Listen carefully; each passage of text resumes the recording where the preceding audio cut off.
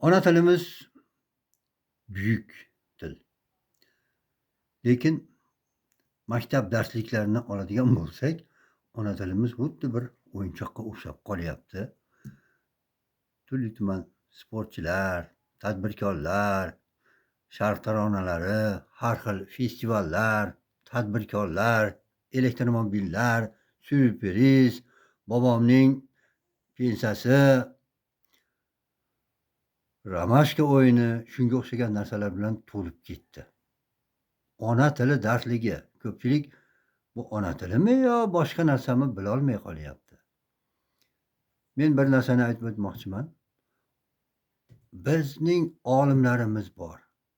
Qanchadan qancha. Tilimiz uchun jon fido qilgan, kurashgan insonlar. Shular darslikda yo'q. Aynan mana shularni darslikda bo'lishi kerak deb o'ylayman. Tariximizni o'rganamiz, tilshunoslarning hayotini o'rganamiz. Juda ko'p tilshunoslarimiz o'tgan, lekin ularning hayoti, ijodi haqida deyarli hech qanday ma'lumot yo'q. Masalan, Mahmud Koshg'ariyni olaylik. Turkiy tillarning poydevori bo'lgan Devonu Lug'oti Turk asarining muallifi. Uning bu asarisiz turkiy tillar tarixini tasavvur ham qilib bo'lmaydi. Aynan mana shu narsa ona tili darsligimizda yo'q. Mahmud Az-Zamaxshariy butun dunyoning ustozi, Jorulloh deb atalgan.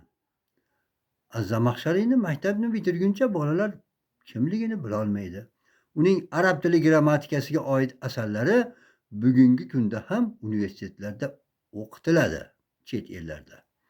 Ona tili darsligida uning ilmiy metodikasi o'rnak bo'lishi kerak edi. Yoki Vladimir Nalivkin, rus zobiti. O'zbek tili grammatikasi va lug'atlarini birinchilardan bo'lib tizimga solgan. O'zbek tili tadqiqotchisi.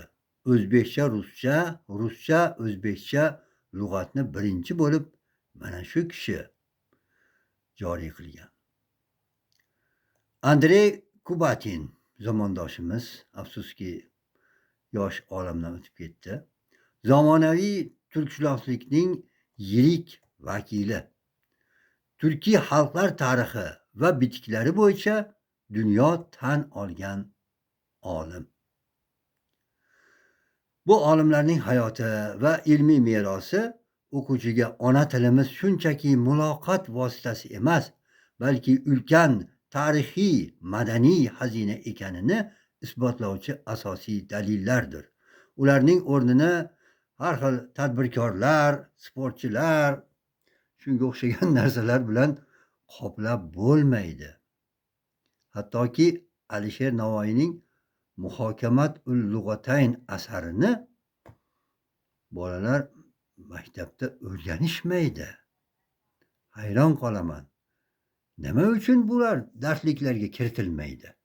Eng kerakli narsalar qolib, 10-darajali narsalar oldinga chiqib qolmoqda. Shuning uchun darsliklarni qayta bir tekshirib chiqib, eng kerakli bo'lgan mana shu yuqorida tilga olingan mavzular, olimlarni darslikka kiritish kerak degan fikrdaman.